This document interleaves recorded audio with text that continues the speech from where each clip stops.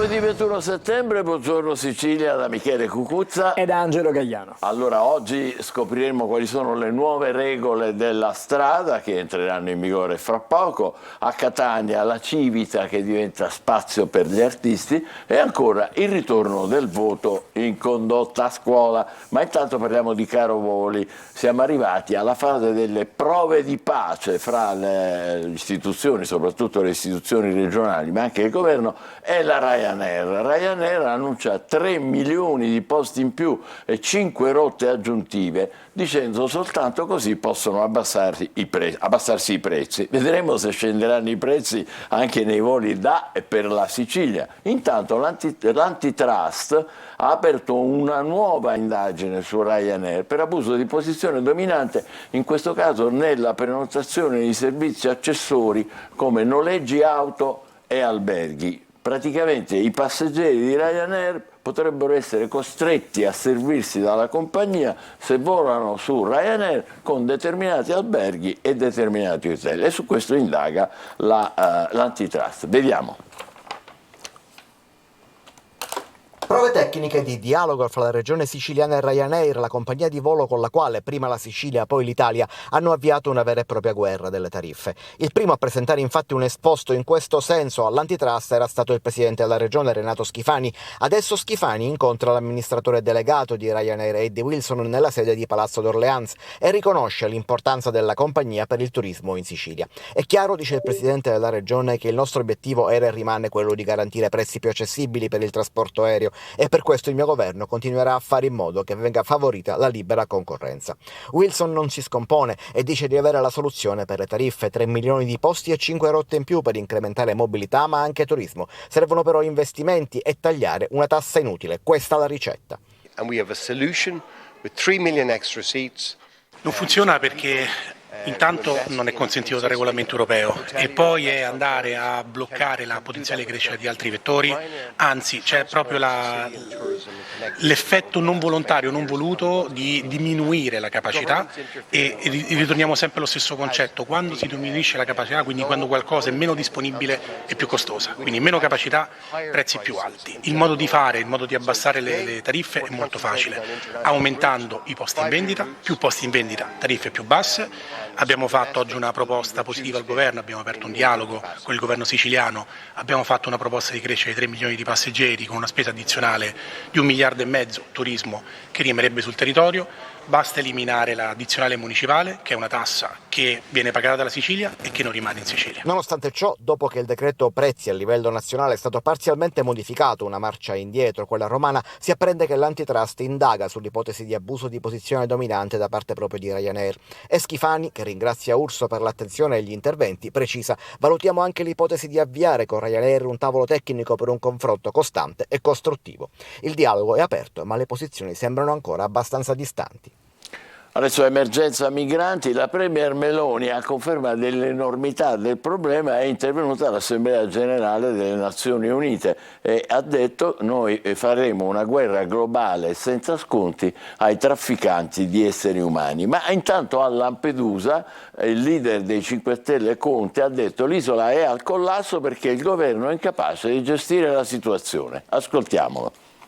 Una giornata nell'isola di Lampedusa per incontrare residenti, commercianti, operatori sanitari. Il leader del Movimento 5 Stelle, Giuseppe Conte, è arrivato in tarda mattinata nell'isola. La sua prima tappa è stata quella di andare al poliambulatorio. Nel punto stampa, Conte ribadisce di voler dare un segnale alla popolazione lampedusana. E oggi io sono anche qui per dare un contributo, un segnale di solidarietà a una popolazione, quella locale, che è in grandissime difficoltà. Il messaggio è: non vi abbandoniamo a voi stessi, non vi lasciamo soli.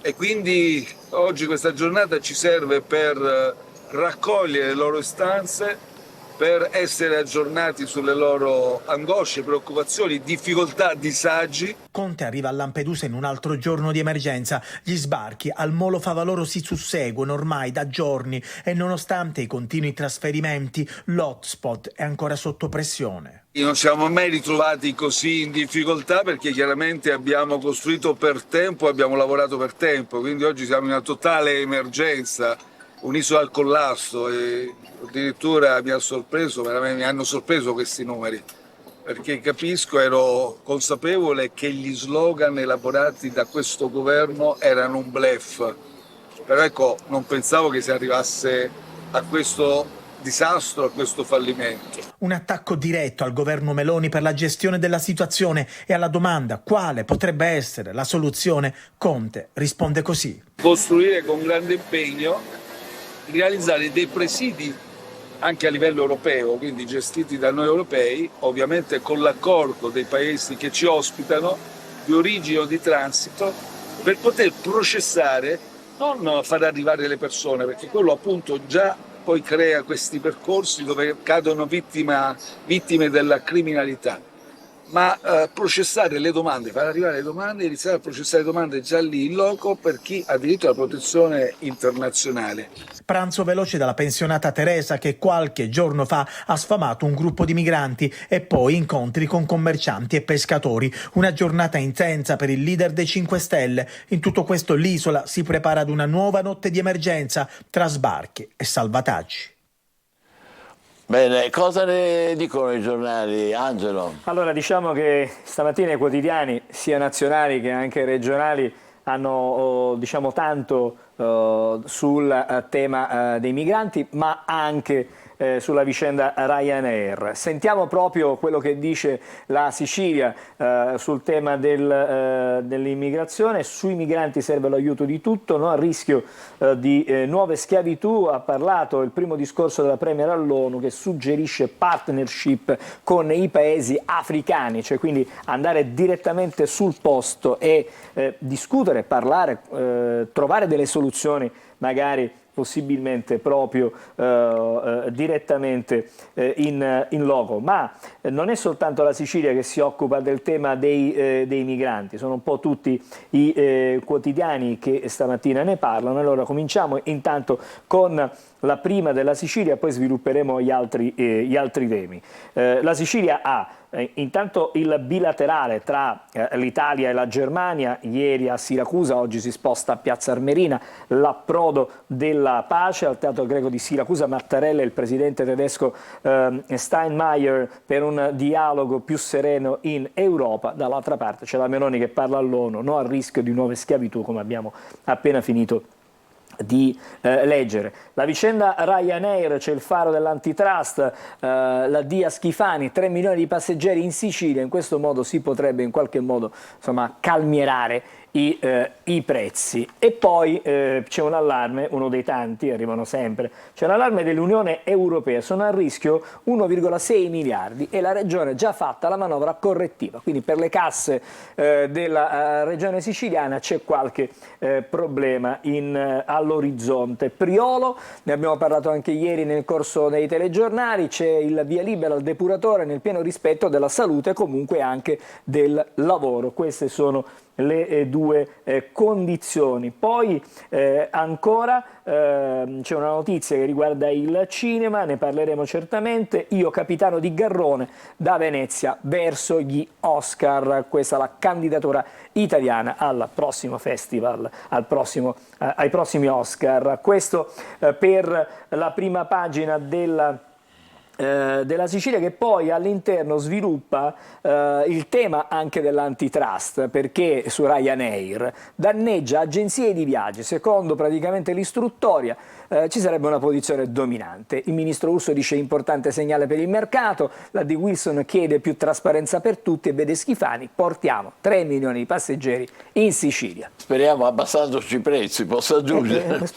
Questo è l'augurio e la speranza di tutti per l'appunto. Su Ryanair c'è una schierita sui cieli siciliani, Schifani apre e incassa nuove rotte. Il governatore ha ricevuto, siamo ovviamente su Repubblica Palermo, stiamo affrontando il tema Ryanair, lo mettiamo tutto quanto assieme. Schifani incassa, come detto, diciamo, ci sono nuove rotte, il governatore ha ricevuto la D della compagnia, aumentano d'inverno le tratte internazionali.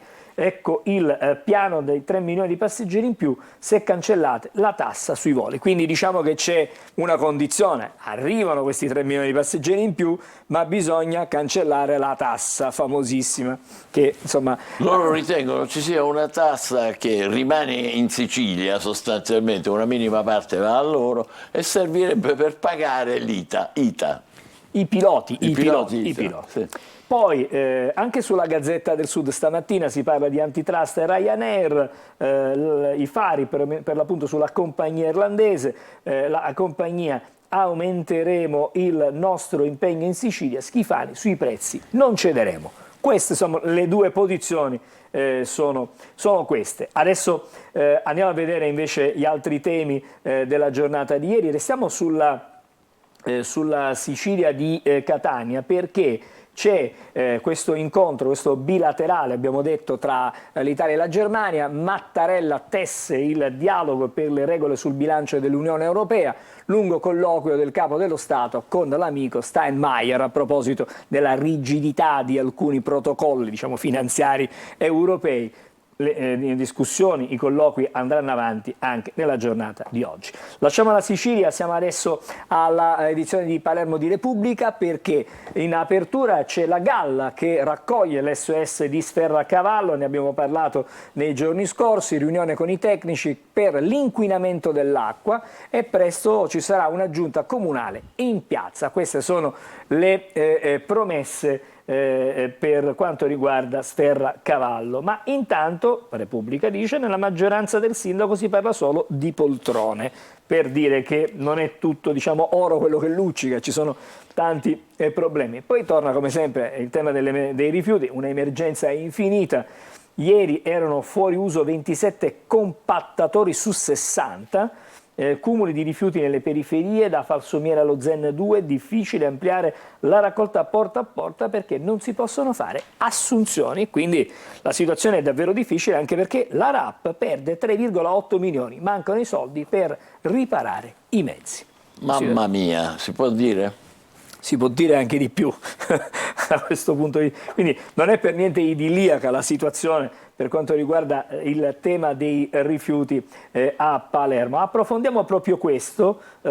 In 6 mesi l'azienda ha perso quasi 4 milioni di euro, 3,8 milioni. Difficile quindi allargare porta a porta, come dicevamo, perché non ci sono le risorse per poter fare delle nuove assunzioni. E queste sono le immagini che arrivano da Palermo, davvero sconfortante, una montagna di immondizia. Qui siamo al CEP per indicare uno dei tanti quartieri che vivono in difficoltà questa situazione, questa emergenza. Il Giornale di Sicilia, vediamo la prima pagina, regionali, qui c'è un titolo, un'apertura assolutamente diverso.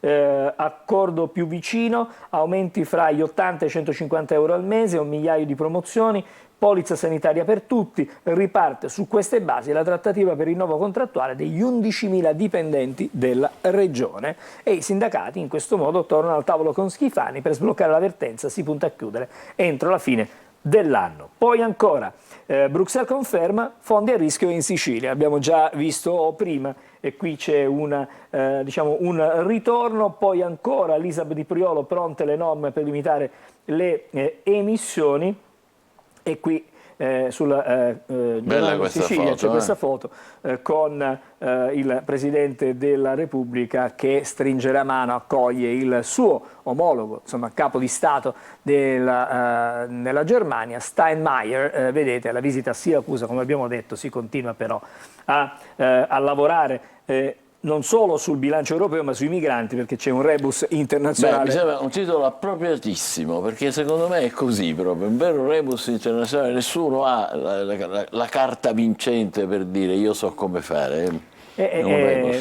Vedremo chiaramente quelle che saranno anche le reazioni al discorso della Meloni che ha parlato alle Nazioni Unite. Poi stamattina Sergio Zavoli, il maestro della TV di qualità, 100 anni fa la sua nascita, quindi un ricordo di Zauri che ha dato Che ci ha lasciato però qualche anno fa purtroppo. un ricordo. E sempre a proposito del Consiglio dell'ONU, Zelensky dice togliete il potere di veto a Mosca e se ne va prima che parli Lavrov. Insomma i due sono stati nello stesso posto ma non si sono mai incrociati. Abbiamo il tempo forse per leggere anche la prima pagina della Gazzetta del Sud.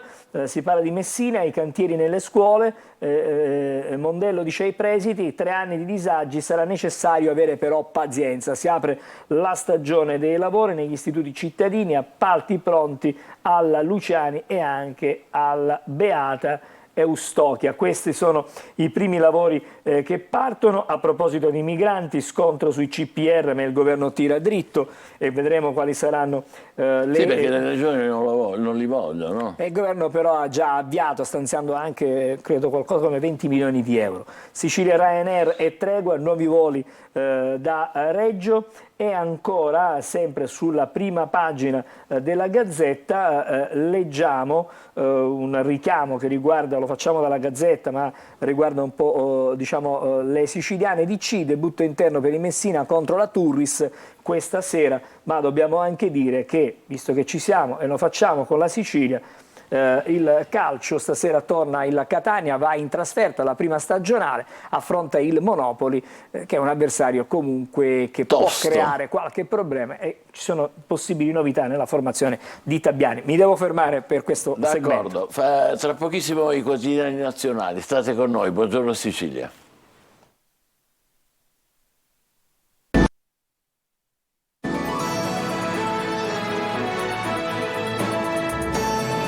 C'è un aggiornamento da Lampedusa che non fa che confermare che la situazione purtroppo non muta nonostante gli interventi e gli impegni del governo, delle forze di opposizione, Conte ieri, la nostra primo ministro, la nostra premier all'ONU. Sono arrivati stanotte 75 migranti, attualmente ce ne sono quasi 1200. 295, quasi 300 sono bambini non accompagnati, non si capisce nemmeno da dove vengono, chi sono, come si chiamano, eccetera.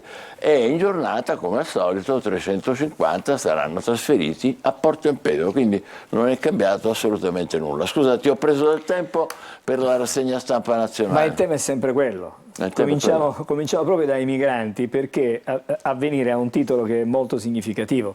Migranti, stallo dell'Unione Europea. È chiaro, no? Quello che sta succedendo su Lampedusa e Tunisia, aperture di alcuni paesi, ma manca un accordo complessivo. La Meloni è andata all'ONU, rilancia il piano per l'Africa, non saremo il campo profughi, dice, dell'Europa, questo è quello che dice la Meloni, ma c'è di più, ancora Piantedosi sui CPR, discuteremo e discutiamo e si decida l'UNICEF applicare le norme per i minori non accompagnati, quindi ecco, si torna a parlare di minori, dei minori. Questa è la prima pagina di Avvenire che punta i riflettori sul tema dei migranti, ma anche il Corriere, migranti, l'appello all'ONU, perché adesso non ci resta che ovviamente chiedere aiuto proprio alle Nazioni Unite. La Meloni basta ipocrisia e lotta ai trafficanti, Salvini attacca la von der Leyen, negoziato sul PNRR, Fitto in arrivo, dice altri 35 miliardi, intanto Mattarella, le regole di Bruxelles non siano ottuse. Non ha torto a fare questo appello il Presidente della Repubblica, che lì mi pare che l'Europa proprio latiti completamente. E poi c'è... a parte questo titolo diciamo dei migranti che troviamo su tutti i quotidiani, Zelensky sfida anche Lavrov, a Mosca va tolto il potere di veto, questo è quello che scrive stamattina il Corriere riprendendo le parole ovviamente di Zelensky. Murdoch, la caduta è l'ira tutta colpa di Trump, queste sono le accuse, il tycoon, la parabola di Fox e l'odio per l'ex presidente. Quindi fra di loro poi alla fine si fanno la guerra, finisce così. C'è la resa dei conti questa mattina e poi una bruttissima storia, una vicenda che arriva ancora una volta dalla Puglia, ma si tratta di femminicidio, ferita alla gola dal marito, muore a 38 anni dissanguata. Mamma, un altro femminicidio. il particolare è che l'uomo pare abbia fatto uscire i figli di casa e poi ha colpito la moglie. Questo nelle pagine interne. Questa è la prima pagina del Corriere di stamattina e andiamo adesso su Repubblica. Migranti, l'Italia resta sola praticamente. Direi che è un titolo centratissimo, assieme a quello che avevamo visto prima del Rebus. È perché l'Europa è così. divisa e quindi l'Italia? L'Europa non fa nulla e l'Italia resta sola. Perché senti qua, leggiamo, Bruxelles gela Roma, saltati di fatto gli accordi tunisini, sono stati sospesi pure i negoziati sul nuovo piano per l'asilo, a imporre lo stop anche gli esecutivi alleati, i cosiddetti sovranisti, Ungheria e Polonia, e parte in salita il modello dei CPR. Meloni alle Nazioni Unite, dichiarare guerra globale agli scafisti. Questa era la situazione. Ma l'ONU è anche il teatro di un'altra, chiaramente, sfida, diciamo così. Questa è una sfida diciamo meno qui diplomatica sul terreno e militare. Esattamente, la sfida all'ONU, Lavrov, Burattino e Zelensky se ne va, quindi questo è il clima che si respira in questo momento. E poi c'è una fotonotizia, se l'intelligenza artificiale diventa umana, c'è un approfondimento nelle pagine interne di Repubblica. Amazon ha presentato la nuova Alexa, rischi per la privacy. Già, perché se Alexa viene a sapere poi tutti i tuoi segreti e li rivela. E diventa un problema da questo punto di vista. La Stampa, migranti, 6 italiani su 10 ora bocciano il governo, questo è il titolo, l'apertura scelta dal quotidiano di Torino. Giorgia e tutti i perché di 12 mesi di successo. Frizione Conte Schlein, ma l'opposizione è viva, quindi questo è il tema. Mattarella, il rigore dell'Unione Europea non sia ottuso e cieco, l'allarme nei mercati, l'Italia è nel mirino. Evidentemente ci sono in questo momento delle speculazioni, così come vediamo ogni giorno con lo spread che incomincia a farci diventare un po' matti. Fermate la guerra, la fotonotizia sulla La Stampa, Zelensky al Consiglio di sicurezza dell'ONU, parla prima di Lavrov però poi se ne va. E poi se ne va, mentre Lavrov comunque non era presente, quindi non ha ascoltato il suo discorso. Dalla Stampa siamo sul Il Fatto Quotidiano, che ha un'apertura diversa rispetto, diciamo, a tutti gli altri quotidiani. Ora Santanchè teme l'accusa di bancarotta, no dei PM al concordato, c'è il rischio di fallimento per il Key Group. Meloni chiarisca, Daniela era nella CDA del gruppo del suo ex Mazzaro e potrebbe rispondere di non avere evitato il crack, la poltrona adesso vacilla. Quindi sono vicende che riguardano strettamente la politica, comunque il governo. Zelensky agli USA, abbiamo bisogno degli F-16, questa è la richiesta con poi questo colloquio. Certo me li potreste... Come dice, certo me li potreste pure dare gli F-16, non vi chiedo mai niente, quello fa, ma falla finita, sei pieno di armi, io all'età tua non c'avevo manco la fionda. E quindi insomma questa è... La butta a sorridere, esatto. Diciamo. E poi Meloni, ONU sveglia, emergenza immigrazione, questa è la situazione, la premia Nazioni Unite, non potete tollerare la nuova schiavitù e sulla sua assenza alla scena di Biden, lavoravo, dice, questa è la situazione. Accoglienza, scoppia la rissa tra il PD e il Movimento 5 Stelle, regioni in ordine sparso, il sì di Emiliano, posizione spaccata sui nuovi centri di rimpatrio, Conte, la Schlein sbaglia. Questo è diciamo il pensiero del leader del Movimento 5 Stelle. Poi il manifesto, vedete, con questa fotografia, un militare che fa la guardia, illegittima difesa, i centri di rimpatrio, gli hotspot e persino quelli per l'accoglienza diventano opere di difesa e sicurezza nazionale. Nel decreto Sud c'è la svolta militare nella gestione dei migranti, il governo vara la guerra ibrida ai profughi, mentre in Europa si chiudono le frontiere. Insomma, mi pare che il quadro non è per nulla rassicurante per quello che ci racconta stamattina il manifesto. Siamo sul Messaggero. Meloni all'ONU, guerra globale ai trafficanti di uomini, e poi il rigore dell'Unione Europea non si è ottuso. Ci sono le parole ancora di Mattarella, che ripetiamo ancora oggi sarà in Sicilia. Il discorso di Mattarella davanti al presidente tedesco Steinmeier: serve un'intesa manovra, c'è l'ipotesi di intervento in 2 tempi, correzione dopo la riforma del patto. Posso dire una cosa, vedendo i giornali che stai leggendo tu, non solo l'Europa non fa nulla, ma c'è proprio una chiusura ulteriore. Cioè, fa bene Mattarella a dire ottuso, la parola ottuso è una parola pesante. E poi guarda, questa è una notizia che riguarda le pensioni, c'è una proposta dell'INPS, pensioni meno alte a chi è più longevo, lo studio. I dirigenti vivono 5 anni di più dei loro impiegati, assegni da ricalcolare. Ma che è l'algoritmo pure loro? Dopo Ryanair pure questi con l'algoritmo. Uno studio dell'INPS propone pensioni ridotte a chi vive di più. Il dossier arriverà sul tavolo della riforma previdenziale alla quale sta lavorando il governo. Ci sono categorie di lavoratori che arrivate a 67 anni, una volta andati in pensione, vivono mediamente più a lungo di altre. La proposta quella dell'INPS è un ricalcolo in base ad un impiego e speranze di vita. Senti, non so quanti stanno facendo gli scongiuri anche in maniera piuttosto irriferibile leggendo questa notizia. No, mi sembrano veramente... Cioè, veramente la creatività al potere. Ormai.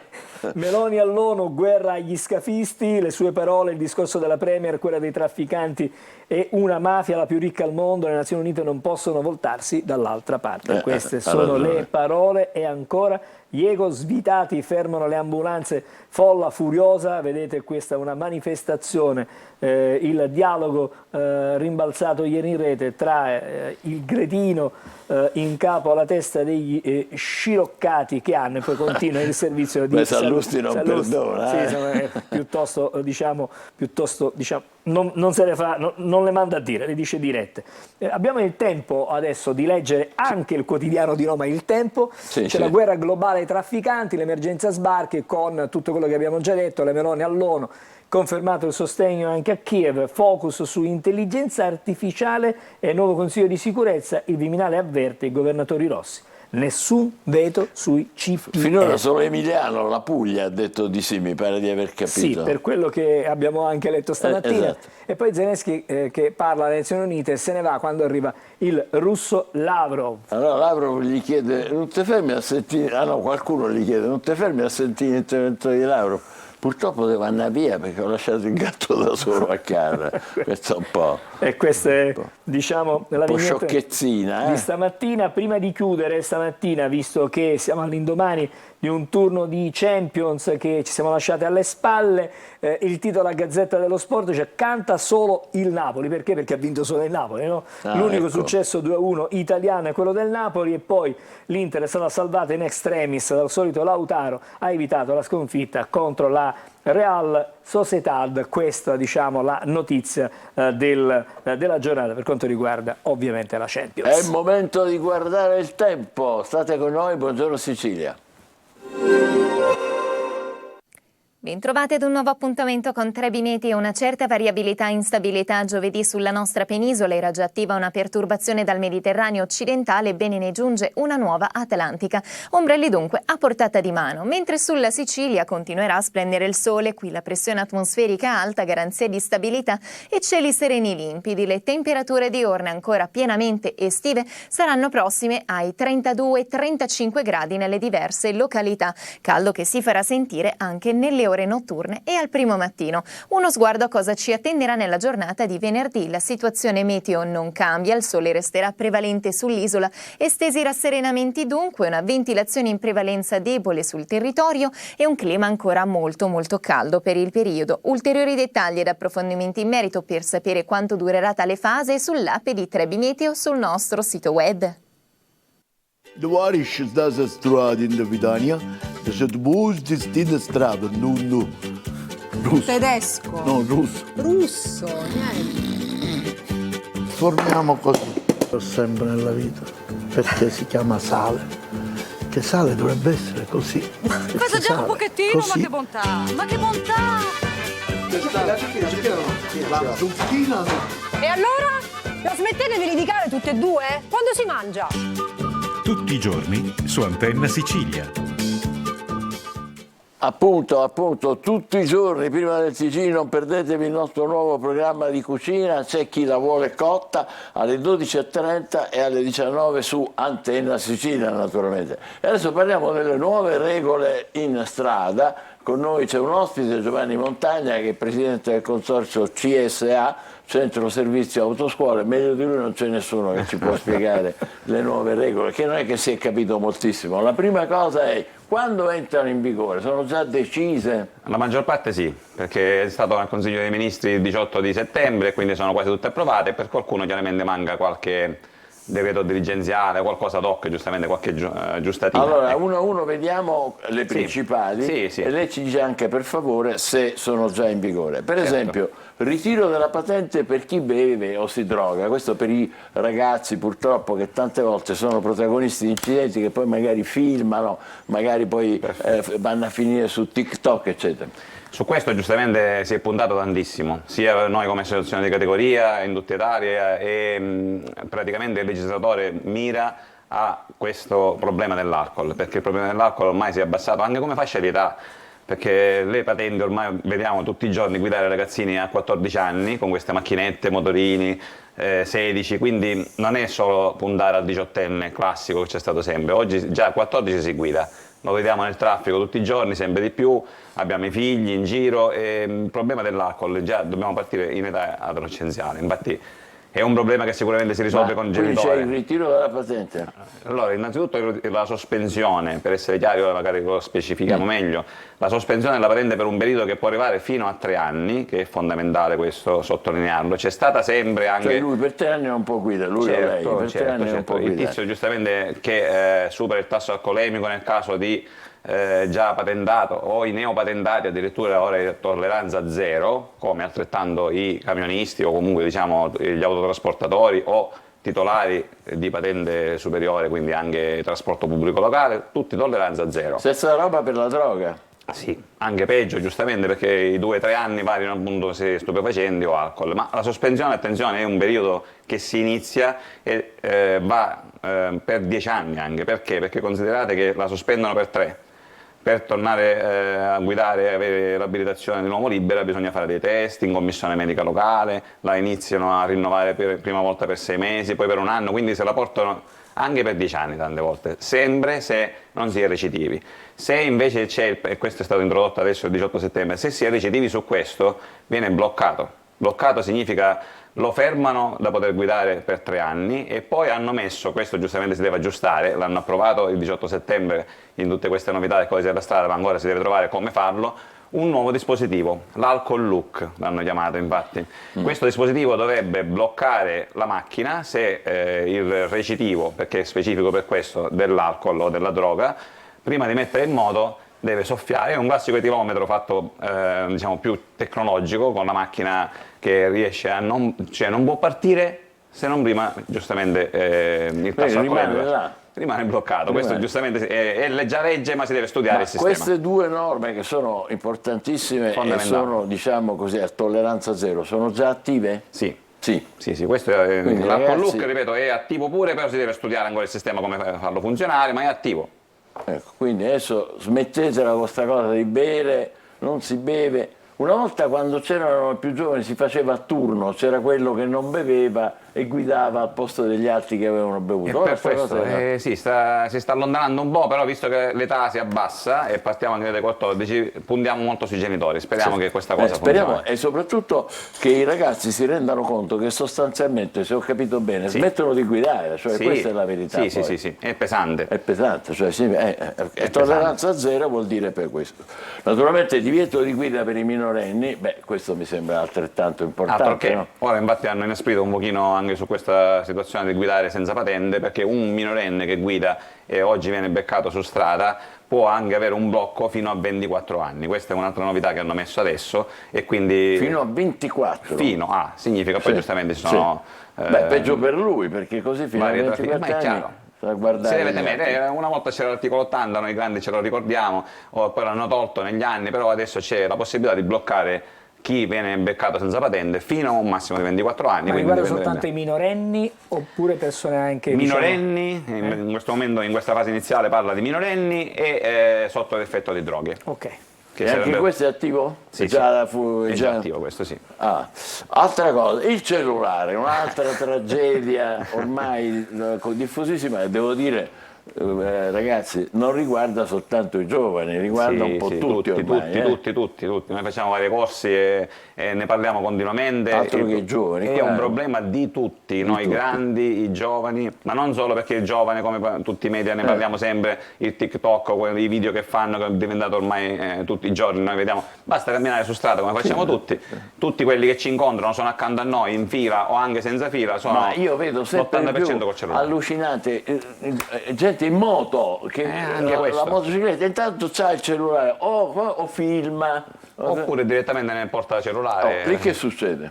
Allora, in questo caso sempre sospensione patente, perché questa è un'altra novità che hanno messo. Prima c'erano i punti, che ci sono anche adesso chiaramente, la decurtazione di un numero di punti per riuscire a bloccare o comunque a limitare un pochino, raddoppiati, sottolineiamo se si è neopatentati, quindi per i ragazzini cerchiamo di sottolinearlo perché si potrebbe con un fermo senza cintura di sicurezza e un fermo con un cellulare si potrebbe restare senza patente anche qualche mese dopo che uno non riesce a prendere. Quindi sottolineiamo ai giovani. Ma questo è già entrato in funzione? Già entrato in funzione il 18 di settembre, sospensione per tutti, quindi non solo per i giovani, anche noi grandi, alla guida del cellulare. Ma sospensione che vuol dire? Ecco, sospensione io lo voglio sottolineare per tutti, perché abbiamo parlato anche poco fa.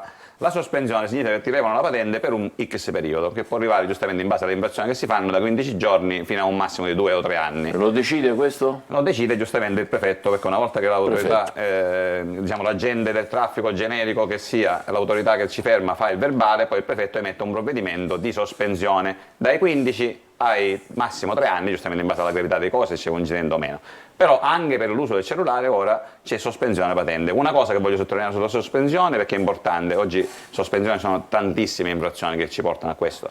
Non la sottovalutiamo nessuno, né i grandi né i piccoli, perché con una patente sospesa, se uno viene beccato alla guida, tante volte qua siamo abituati a dire ma l'ho dimenticata la patente, no, basta che loro prendono i dati e lui è sospeso per esempio dalla circolazione, diventa revoca. E voglio sottolineare che la revoca significa che per 2 anni non può più guidare e poi deve riconseguire la patente. Questo quindi è importante per i giovani, è importantissimo per i grandi, che tante volte si pensa se abbiamo una sospensione, no, è importante perché tu sei sospeso dalla circolazione. Bene, davvero sono una serie di misure molto importanti. Per i neopatentati quali sono i limiti? Ci sono limiti nuovi? Sì, i neopatentati, allora innanzitutto da sempre, e questo l'hanno rimarcato ma non è cambiato, ci sono dei limiti di velocità per i primi 3 anni, che possono fare massimo 90 su tutte le strade extraurbane e 100 in autostrada. Questo l'hanno ribadito, ma già era normativa. La novità è soltanto sul discorso di guidare le macchine più grosse di cilindrata, o più che cilindrata andiamo noi a potenza, perché tante volte il genitore mi viene e dice ma io ho la macchina 1300 o la macchina 1500, va a potenza, ci sono dei kilowatt da rispettare, 55 o 70 secondo il modello di macchina, ci sono tanti strumenti anche online che si possono vedere col portale dell'automobilista subito con la macchina. Una 2000 ha più kilowatt di una 1200. Sì, ma tante volte si può guidare una 1600 e non si può guidare una 1000, paradossalmente, perché ci sono questi motori nuovi. Al nodo che mi interessa moltissimo, i monopattini. Ma sono già in vigore le misure? Com'è? Allora, i monopattini sì.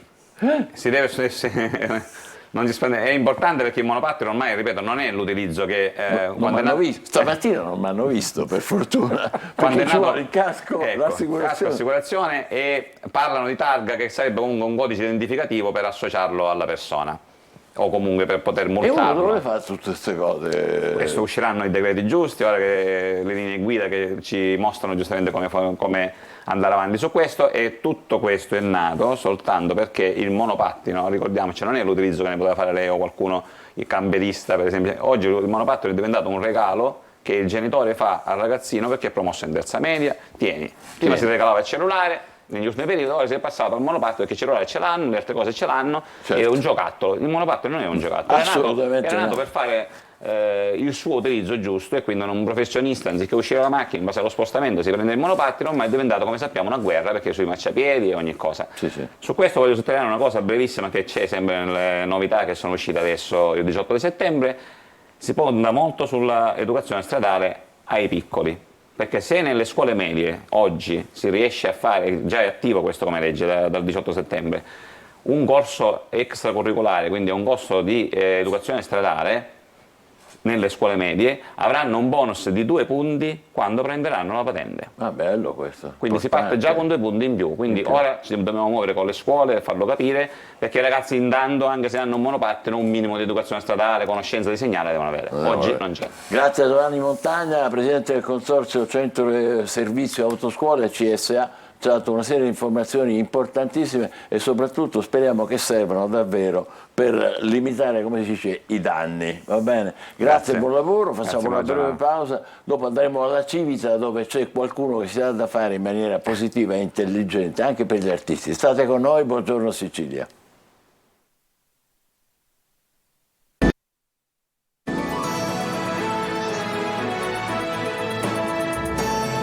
Buongiorno Sicilia, abbiamo 2 ospiti, Alessandro Ni e Marzia Spitaleri, sono imprenditori giovani ma già dinamici e brillanti, hanno un ristorante a Catania. Segnatevi l'orario, 10:30 a Catania, al largo 17 agosto, insieme con Lega Ambiente. Che combinerete? Che farete?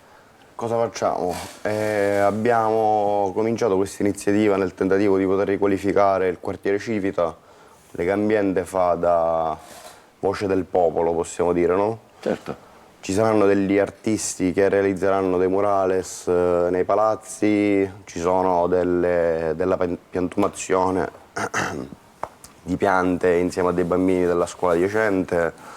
Stiamo cercando un pochino di dare un nuovo abito a questo quartiere. Quindi una street artist, è vero? Li avete invitati voi? Sono come... È nato un po' per caso, un po' per invito. Lui si è assolutamente battuto affinché alcuni dei nomi più importanti della street art catanese fossero presenti e diciamo che in pochissimo tempo è nato questo progetto che ha portato Vediamo con un noi... esempio adesso, questo è bellissimo per esempio. Assolutamente, sono alcuni dei ragazzi più talentuosi che ci sono in Sicilia e speriamo che oggi venga piantato un semino che a lungo termine possa portare a qualcosa di più grande, magari anche coinvolgere altri artisti della scena internazionale, perché comunque verrebbe una sorta di galleria d'arte a cielo aperto che andrebbe maggiormente, insomma, riqualificare quel quartiere, quella zona. Sì, voi siete titolari di un ristorante, lì è una zona ancora un po' abbandonata quasi. Che sta nascendo. Diciamo che è nata forse un bel po' di tempo. Grazie a voi le cose possono cambiare, ma... Noi crediamo che possono cambiare se camminiamo tutti nella stessa direzione, se c'è voglia di migliorare, no? Diventare, come ha detto recentemente il sindaco, un po' più europei. Noi abbiamo vissuto fuori tanti anni, ora vogliamo anche, come posso dire, rivalutare e portare anche un po' di... ma questo è interessante, quindi voi eravate partiti e siete tornati. Adesso vi faccio un po' i fatti vostri, com'è? È così? Ma io dico che, se mi posso permettere, noi siamo un po' come si dice dei brasiliani. Quando ci allontaniamo poi ci manca casa. La saudade. Quindi siete stati in Europa o al nord Italia? Lei ha avuto una parentesi in Francia, europea. Io ho vissuto diversi anni in Inghilterra e purtroppo la terza persona non è potuta essere qui per motivi di natura di forza maggiore, ma ha vissuto in Arabia Saudita, in Corea. Caspita, avete girato il mondo e quindi tornati a Catania perché? Per desiderio, perché come diciamo la brasiliana? Perché Catania ha qualche problema, però poi alla fine ti richiama a casa, ti richiama insomma al luogo di nascita, perché è una città bellissima che ha tanto potenziale. Penso che i giovani, quando fanno una scelta, è bello che tornare, ma con un obiettivo di poter portare un po' dell'esperienza vissuta all'estero in questa città, perché ha veramente tanto potenziale e bisogna forse fare un po' forza comune tutti quanti per cercare di migliorarla ancora di più.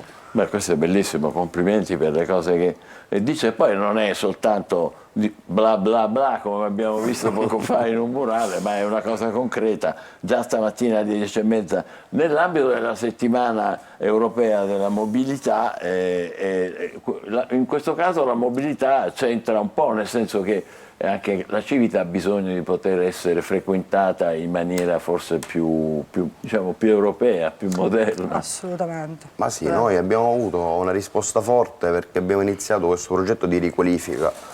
sapendo da dove cominciare ma non dove saremmo andati a finire, sì, non ci siamo posti limiti per quel che possiamo, ma ieri è successa una cosa bellissima, abbiamo visto il quartiere che si è riunito senza di noi ed è venuto per chiederci una raccolta firme per rendere l'area pedonale.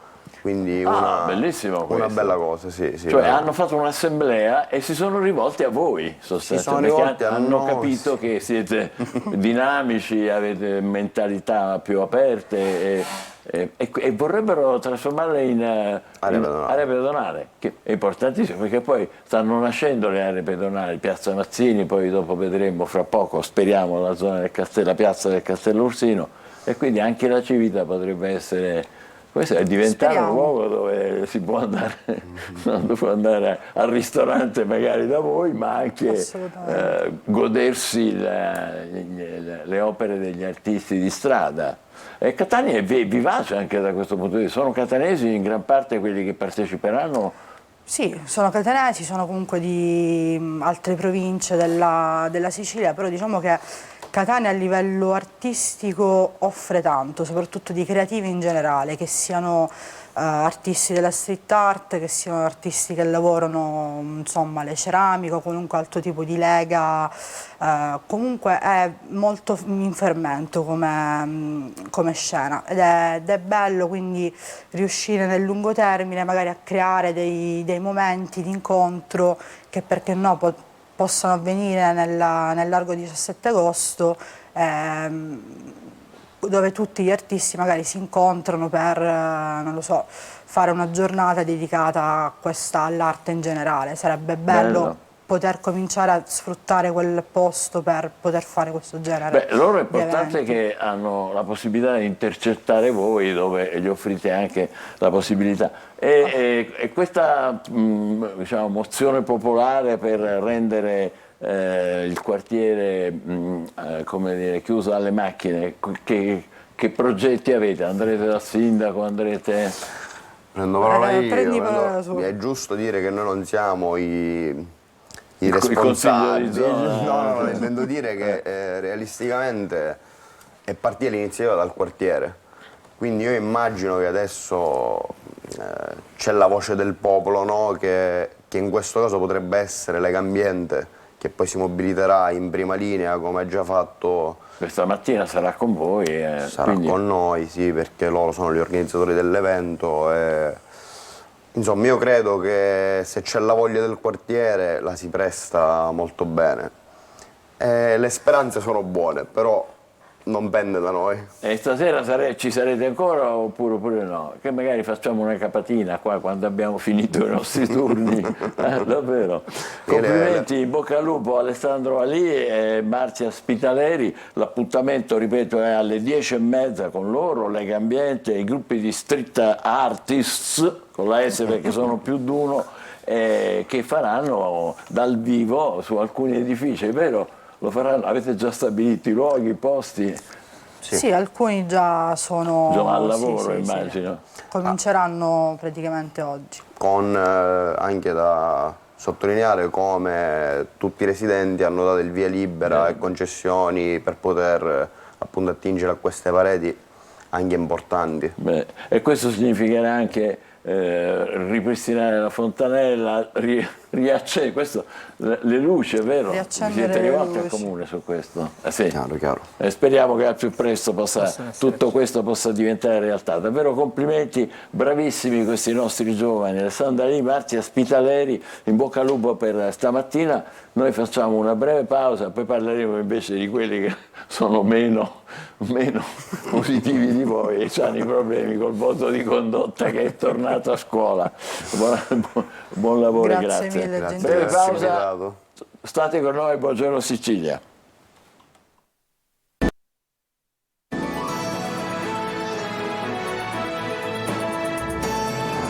Buongiorno Sicilia, il nostro ospite è il professor Mauro Mangano, presidente provinciale dell'Associazione Nazionale Dirigenti Scolastici. è una nostra conoscenza, bentornato. Qualche tempo fa l'avremmo chiamata preside, adesso si chiama ancora dirigente scolastico. Allora, il voto in condotta. Ne abbiamo sentite di cotte e di crude, non nella nostra trasmissione, ma a proposito di questo voto. Ci aiuta un po' a chiarire com'è la situazione? Beh sì, intanto in realtà si chiama valutazione del comportamento. Voto in condotta è una terminologia antichissima che non esiste più nella scuola, anche il disegno di legge che è stato... ora? Valutazione del comportamento. Comportamento e non condotta, che già è una piccola evoluzione. Giusto. Perché la condotta, capite, richiamava un'antica... Che il governo ci ha pensato per cercare di frenare l'esuberanza, chiamiamola così. Diciamo, quando diversi docenti e diverse scuole sono stati anche aggrediti, bullismo, sì, anche atti molto gravi. È un disegno di legge, bisogna dire, cioè il Consiglio dei Ministri è un disegno di legge, dovrà fare l'iter parlamentare naturalmente, e quindi ancora tra l'altro associato in una legge che comprende anche la riforma degli istituti tecnici e professionali, quindi un complesso abbastanza importante di norme che riguarda la scuola. Diciamo che le novità essenziali del disegno di legge sono quelle che questo voto del comportamento, intanto che si esprimerà in numeri, perché pochi anni fa c'era stato un altro cambiamento che aveva riportato per la secondaria di primo grado, cioè per la vecchia scuola media, il voto con un giudizio, quindi non si esprimeva più un numero ma un giudizio. Torna il numero con due componenti importanti. Questo numero varrà molto perché se il numero, cioè se la valutazione del comportamento fosse inferiore a 6, l'alunno verrebbe bocciato, a prescindere dal resto della valutazione. Quindi chi ha 5 viene bocciato. È bocciato. Cioè, sostanzialmente non puoi essere ammesso all'anno successivo, a prescindere dalla valutazione delle materie. Se invece hai anche 6, questa sufficienza, dovrai a settembre, sempre riferendo al disegno di legge, chi avesse invece 6 dovrebbe a settembre, per superare l'anno definitivamente, sostenere una piccola prova in cui deve fare un elaborato sui temi della cittadinanza. Questo dice molto bene. Dovrebbe aver capito di aver sbagliato. Ma dimostrarlo con un elaborato, che non è la vita, voglio dire, un elaborato, è giusto che sia un elaborato, però è una cosa. E questo è quello che prevede il disegno di legge. Poi ci sono altre piccole componenti tecniche, tipo per i ragazzi delle scuole superiori il massimo del voto. Sapete che negli ultimi 3 anni si hanno dei crediti scolastici che influiscono sul voto, per esempio, della maturità finale, nell'esame di Stato. Solo chi ha il massimo nel voto di comportamento potrà avere il massimo anche dei voti. Questo è, diciamo, il complesso che riguarda in particolare il comportamento e in questo disegno di legge. Come lo valuta lei? Ma guarda, devo dire sinceramente, ovviamente come dirigenti e come funzionari dello Stato lo applicheremo appena diventerà una legge nel modo corretto, come verrà fuori dal nostro Parlamento. Ma se devo dire, rispetto alla nostra esperienza, non è esattamente, diciamo così, quello che può cambiare la vita della scuola. Nel senso che... Perché? Ecco, perché, come vedete, ci concentriamo sempre, come spesso accade, sul voto, ci concentriamo sul comportamento e quindi creiamo dentro il mondo della scuola come una sorta di divisione. Cioè, mentre noi abbiamo impostato la nostra scuola come un luogo in cui pensiamo che studiando, quindi imparando le scienze, la matematica, l'italiano, la geografia, l'inglese, la storia, tutti noi diventiamo migliori, persone libere e responsabili, perché non si è liberi senza responsabilità. E questa è una valutazione globale. Nella nostra esperienza scolastica, nostra ovviamente che la viviamo ogni giorno, anche penso di ciascuno di noi, è mai accaduto, quante volte è accaduto che un alunno che avesse un buon risultato poi invece in questa cosa che si chiamerebbe comportamento ne abbia una valutazione negativa? Capito? Come si fa a dissociare il comportamento dall'insieme della vita scolastica? Mi scusi se la interrompo, professore, lei è una persona molto illuminata e lo si capisce dalle cose che dice. Però mi permetta di ricordarle che tutto questo è nato quando una professoressa è stata oggetto di tiri di cose con i piombini, mi pare, e non solo che il responsabile non è stato, come dire, severamente punito come meritava, ma manco quanto gli hanno dato col voto in condotta. Infatti sì, addirittura 9 gli avevano addirittura dato. 8, un voto esagerato. No, adesso bisogna fare un ragionamento, mi permetta di farlo, Sì. da genitore, da cittadino italiano, da tutto quanto. Cioè, ma i suoi colleghi, come gli è potuto venire in mente di dare 9 a uno che ha sparato alla professoressa? Cioè, ma dove vivono queste persone? Ma infatti è incredibile questo, perché in realtà con la legge esistente già oggi noi possiamo bocciare, non ammettere all'anno successivo un alunno che abbia avuto provvedimenti disciplinari gravi, cioè già adesso, Lo con la legge potevano esistente. fare prima. Certo, c'è una Invece legge. gli hanno dato 9. C'è un DPR che è quello che regola proprio si chiama Statuto delle studentesse, i diritti e i doveri, che nel settore dei doveri dice che se un alunno non ha rispettato il regolamento d'istituto, che penso il minimo preveda che tu il non rispetto spari, del docente, no? esatto. Se non ha rispettato il regolamento d'istituto può essere tranquillamente non ammesso, cioè nemmeno si scrutina. Allora, la domanda è: come mai questo non è avvenuto? E questo io infatti credo, abbiamo letto che il Ministero ha avviato un'ispezione su quella scuola perché è incomprensibile, è un atto così grave che indubbiamente giustifica la sospensione del Tanto giudizio che per poi quegli hanno alunni. dovuto modificare, Ma certo, no? perché è assurdo, dico, noi Ma non conosciamo allora, la vicenda. Scusi professore, andiamo a sodo, può essere paura, può essere superficialità, non lo so, perché altre spiegazioni non Guardi, riesco a infatti trovare. non abbiamo visto, io non ho letto nessuna, diciamo così, spiegazione da parte della scuola, credo che si siano resi conto di essere indifendibili in quel caso. Ed è lì che viene meno il famoso rispetto, perché in tanti altri casi noi viviamo, dico noi a Catania, ma non siamo diversi dal resto d'Italia, No, penso proprio di no. quotidiani casi in cui dobbiamo guidare i ragazzi e le famiglie verso una concezione del rispetto delle regole. E devo dire che ce l'abbiamo fatta con le leggi esistenti, non è che è stato difficile, perché ripeto, abbiamo già leggi che prevedono le sospensioni, prevedono sanzioni durissime, addirittura un alunno che nella mia scuola abbia fatto un'azione molto grave potrebbe essere sanzionato non potendo frequentare le scuole neanche del resto d'Italia, capito? Cioè non è che è impossibile. Con le norme che già ci sono. Che già ci sono, certo, ma le dobbiamo far applicare. Perché adesso abbiamo bastonato i professori e ci siamo fatti un po' di amici. Non i al professori, solito. anche i dirigenti, non Però assolviamo è anche nessuno. vero che c'è l'altro versante, il risvolto di questa vicenda. Tante volte arrivano i genitori con aria minacciosa e spesso anche con le vie di fatto e l'insegnante dice: ma a me chi me lo fa fare? Assolutamente, ma infatti la risposta sta in un lavoro, la scuola ha come compito l'educazione. Noi sappiamo tutti da genitori prima che da insegnanti che l'educazione è un processo che ha bisogno di tempo e di fatica. E la base, quello che disinnesca questi fenomeni è la visione della scuola come una comunità. In una comunità si può anche, diciamo così, litigare, ma ci si capisce e ci si rispetta, anche nel litigio. E noi, ripeto, abbiamo nella nostra piccola esperienza, anche delle scuole catanesi, tantissimi casi di questi genitori che non capiscono quello che fa l'insegnante, quello che vuole l'insegnante, non lo capiscono. Io non lo volevo dire, adesso lo dico, il famoso patto. Esatto, il famoso patto di corresponsabilità. Scuola famiglia, che a quanto pare non dico si è già rotto definitivamente, ma vacilla, diciamo, che è alla base invece di una società, diciamo così, avanzata e libera. Sa qual è la nostra impressione? Che il patto vacilli quando non si capisce qual è il nostro ruolo. Cioè, ieri abbiamo incontrato nella mia scuola i genitori della scuola media e li ho voluti incontrare apposta per questo, per dirgli: guarda, i vostri figli faranno cose che forse voi non capirete, perché noi siamo stati a scuola 20 anni fa, 30 anni fa rispetto ai nostri figli. E piuttosto che subito passare al giudizio sull'insegnante o sulla scuola, venite a chiedere perché sta succedendo quella cosa a scuola. Probabilmente lo capirete e capirete che tutti abbiamo uno stesso obiettivo, che è il bene dei vostri figli, dei nostri ragazzi.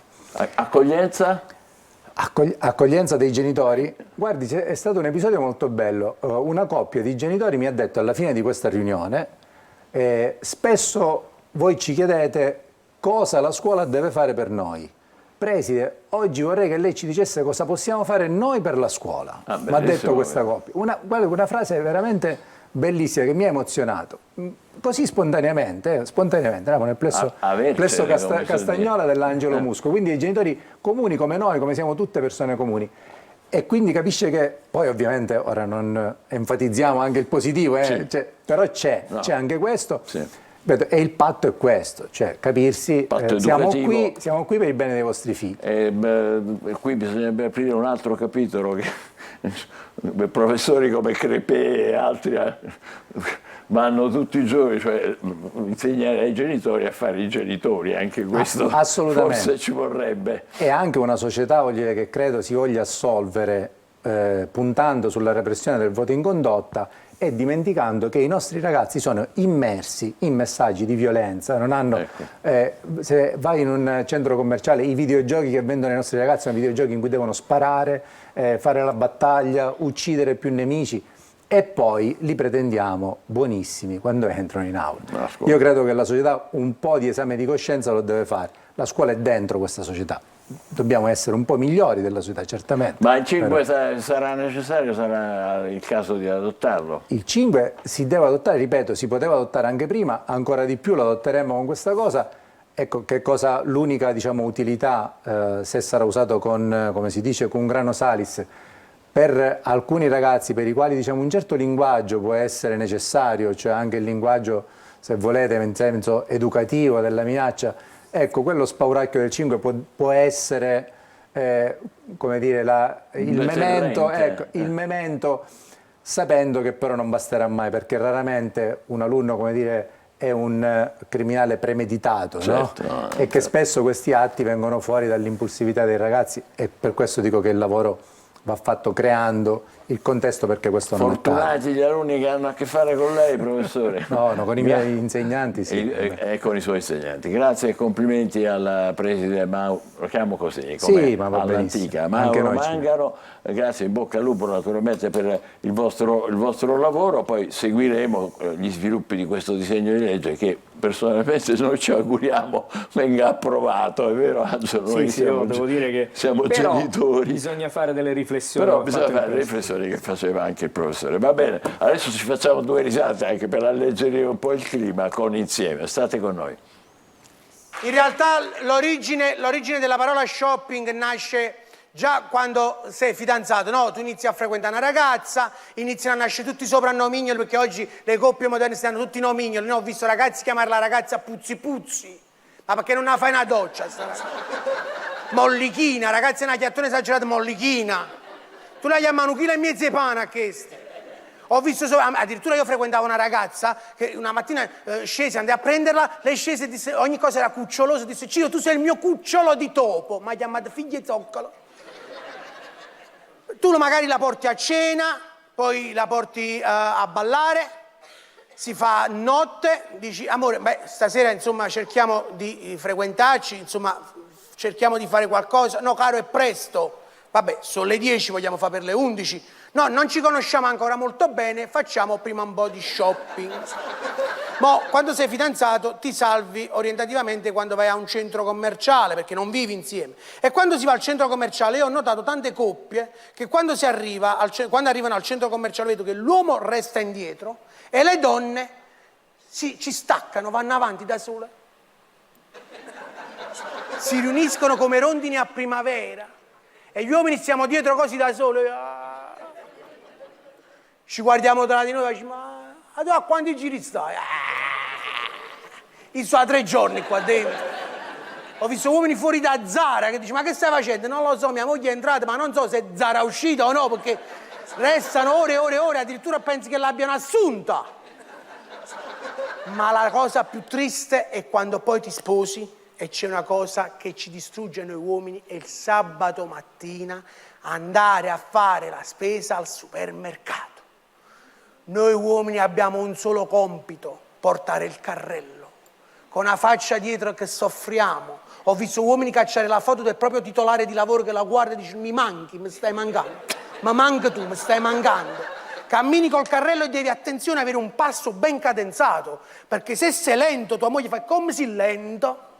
Se sei troppo veloce e mi stai sfilando le calze, più lento, allora tu dietro cammini e guardi solo le griglie del carrello, cammini così, mentre tua moglie avanti passa tra gli scaffali e prende le cose, le mette nel carrello senza manco guardarle, le prende e prende quelle con la giusta scadenza, quelle che stanno in offerta e col prezzo ottimo, le migliori, le prende e le mette. Se tu mentre stai camminando, tu uomo e stai soffrendo, all'improvviso nello scaffale vedi un biscotto che ti piace a te, un biscottino, o grumiro, ve lo ricordate grumiro? O vedi sul biscotto, lo guardi, stai per mettere la mano sullo scaffale per prenderlo, sta un sensore che tua moglie si fa, posso mamma? Che sono queste schifezze? Ma a me piacciono. Tu stai schifezze te mangiava a casa e mamma. Posa! Zitto e muto cammini. Ma se eventualmente se stai camminando e vedi che il biscotto ti piace e tua moglie non si accorge e metti la mano nello scaffale e se per mettere nel carrello quel biscotto, ci sarà un'altra moglie di un altro uomo da lontano che guarda tua moglie e fa: collega, controlla bene, vedi che sta facendo un guaio. Grazie. Mamma mia. Grandioso, stasera alle 21:30 da non perdere, come da non perdere adesso è il momento delle stelle con Marco Amato. Ecco, è il suo caffè. Buongiorno, bentrovati. Buongiorno. Ben trovato, buon caffè. Oggi so che ci parlerai di un grandissimo della nostra musica, diciamo pop, no? È vero? Yes. Allora, vi parlo oggi infatti di Tiziano Ferro, un romanticissimo Tiziano Ferro, nato sotto il segno dei pesci, anche se più precisamente è una cuspide Acquario pesci. Tiziano sicuramente ha scritto delle canzoni bellissime nei nostri cuori proprio per aver subito fatto successo con un'entrata sul panorama musicale di una certa romanticità, ed è proprio ciò che distingue i suoi lati zodiacali. La parte Acquario, combativa e coraggiosa, decisamente vuole rompere gli schemi, mentre invece la parte pesci, così romantica, profonda, dolce, tutti elementi che si ravvisano nei suoi testi e nelle sue canzoni, nella sua sonorità, sono quello che costituisce il carattere assolutamente dolce ma anche forte del nostro personaggio. Le cronache cosa ci suggeriscono? Ci sono dei rumors intorno al nostro Tiziano nazionale, pare che sia in fase di separazione dal compagno, perché nel 2018 aveva convolato a giuste nozze con il suo compagno, che tra l'altro è un amministratore di Warner Bros, di cui si sa pochissimo. Infatti non sono riuscito neanche a trovare il segno zodiacale. Ecco, sicuramente la scelta di avere una vita privata riservata anche a tutela dei figli è sicuramente lodevole, fermo restando che, come anche tutti i sogni, pare che questo sogno sia finito. Questo accade perché nel cielo dei pesci Saturno e Nettuno gestiscono sicuramente la potenza del sogno, ma anche Saturno l'atterrare nella realtà e anche decretare una fine se è il caso. Il cielo di questo segno zodiacale sembra comunque portare questa fluttuazione marina fatta sia di sentimenti ma anche di tante visioni e rinunce razionali. Oggi la luna è in Sagittario e auguriamo assolutamente a Tiziano, con questa luna, di sicuramente ripositivizzare, come accade un po' per tutta la ruota dello zodiaco, questa fase della sua vita, e di ringraziarlo sempre per le sue meravigliose canzoni. Mentre invece tutto il resto dello zodiaco cosa fa? Ecco, appunto, la luna in Sagittario porta pesci e vergini a essere un pochino più positivi nel superare le loro impasse, proprio perché devono rinunciare a qualcosa e devono cambiare un piano di vita, cosa che è assolutamente congeniale ad Acquario, a Bilancia, a Gemelli e a tutti i segni zodiacali che hanno con sé l'elemento aria. Il fuoco sicuramente beneficiano in questa giornata fatta di movimento e di dinamismo, mentre invece i terra si trovano un po' ad avere a che fare, in particolare il Capricorno, con delle condizioni lavorative che devono assolutamente variare e cambiare. Ma ci pensano su, i Capricorno poi attaccano quando meno lo si aspetta, ecco. Mentre invece i Toro dovranno oggi sistemare un qualcosa che porterà una bella notizia sia nel lavoro che tra i colleghi che a casa. E detto ciò, vi auguro un'ottima giornata e buongiorno a tutta la Sicilia. Ma grazie, buongiorno a te, evviva, grazie a Marco Amato, ci ritroveremo domani. Intanto, Angelo, lo sai che il 21 settembre di qualche anno fa, cioè del 19 avanti Cristo, appena, vabbè dai, però è una cosa solenne, muore a Brindisi Virgilio, uno dei poeti più influenti della letteratura latina, scelto da Dante, Eccolo qua, come guida nel suo viaggio ultraterreno nella Divina Commedia. Rimanendo in ambito culturale, 21 settembre 1860 muore Arthur Schopenhauer, filosofo che ci insegnò che la vita è un pendolo che oscilla tra dolore e noia. E noia. Noi speriamo di farvi vincere almeno la noia, Almeno non il dolore non ci riusciamo, ma almeno la noia. 21 settembre 1904 finiva dopo 5 giorni il primo sciopero generale italiano. Guardate, i giornali d'Italia, come si è iniziato lo sciopero generale a Roma. Guarda, dimostrazioni, un morto a Milano, scioperi e tumulti nella città. Ogni attività del paese rimane paralizzata, i giornali non escono, questo infatti deve essere il giorno dopo, le fabbriche si fermano, i servizi pubblici non funzionano, a Venezia persino i gondolieri incrociano le braccia. 20 anni dopo, nel 1924, sempre 21 settembre, Vittorio Emanuele III inaugura la nuova via per sole automobili. È il battesimo della prima autostrada del mondo, è la prima a pedaggio, la futura autostrada dei laghi, oggi nota come A8. Non ne abbiamo fatte molto di più da allora, soprattutto non abbiamo ampliato le corsie, vabbè, lasciamo perdere. Siamo al 21 settembre, ma nel 1937 Tolkien pubblica Lo Hobbit. Nelle intenzioni dell'autore doveva essere solo una favola per bambini, ma aprì una porta su un mondo sconfinato. La terra di mezzo che ha fatto la storia del genere fantasy. Il romanzo fu poi tradotto in 42 lingue. E sempre in tema di libri, 1947 nasce un genio della letteratura horror fantastica, Stephen King. Ispirato da fobie e traumi infantili, pubblica numerosi bestseller, alcuni portati sul grande schermo da registi di fama come Stanley Kubrick, Brian De Palma. Tra i titoli più celebri, Il Miglio Verde, Shining e Misery. Sì, bellissimi film. Nel 1964, 21 settembre, dopo 150 anni di dominio britannico, Malta ottiene l'indipendenza dal Regno Unito, pur rimanendo nel Commonwealth, una specie di mercato comune che hanno. Dal 2003 fa parte dell'Unione Europea, Malta, dal 2008 ha acquisito l'euro come divisa nazionale e si distingue per non avere preso neanche un migrante da quando c'è, malgrado Malta sia in direzione Lampedusa. Vabbè, comunque.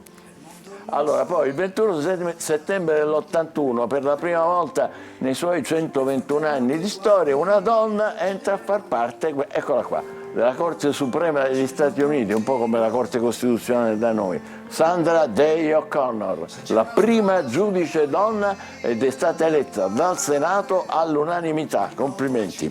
21 settembre 1990 viene assassinato Rosario Livatino, il giudice ragazzino, a soli 38 anni mentre percorre senza scorta la statale Agrigento-Caltanissetta. L'omicidio è opera di 4 sicari assoldati dalla STID, una organizzazione mafiosa agrigentina in contrasto con Cosa Nostra. Oggi ci saranno diverse manifestazioni in ricordo di Livatino, che tra l'altro credo abbia in corso un processo presso la Chiesa di beatificazione, perché era una figura veramente straordinaria, ammirevole anche da questo punto di vista. Il 21 settembre del 51 nasce Ivano Fossati, che è il cantautore e produttore discografico, guardatelo qua, quanto è bello, mamma sua, ispirato in gioventù dai Beatles, in oltre 40 anni di carriera ha spaziato fra i più diversi generi musicali, dagli esordi con rock progressivo fino alle introspezioni colte della maturità. Ma i nostri autori sono pazzeschi, le introspezioni colte. Benché si sia ritirato dalle scene musicali nel 2012, è considerato uno degli autori più importanti del panorama cantautoriale. Purtroppo si è ritirato, mannaggia a lui, veramente ci ha regalato canzoni bellissime. A spiegare il significato. Vi lasciamo con un momento, Mio fratello che guardi il mondo. Tutti hanno pensato sono gli alieni, no, che guardano il mondo. E lui ha detto no. Questa era la difficile convivenza con l'umanità e in un periodo come questo, come dire, c'ha più che una ragione, una canzone che sembra scritta oggi. Mio fratello che guardi il mondo, Ivano Fossati, buongiorno Sicilia, appuntamento a domani. A domani.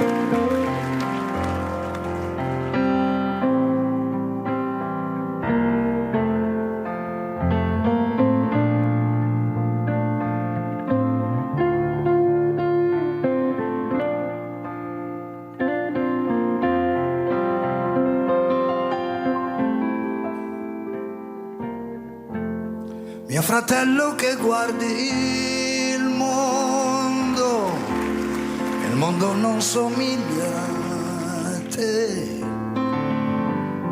Mio fratello che guardi il cielo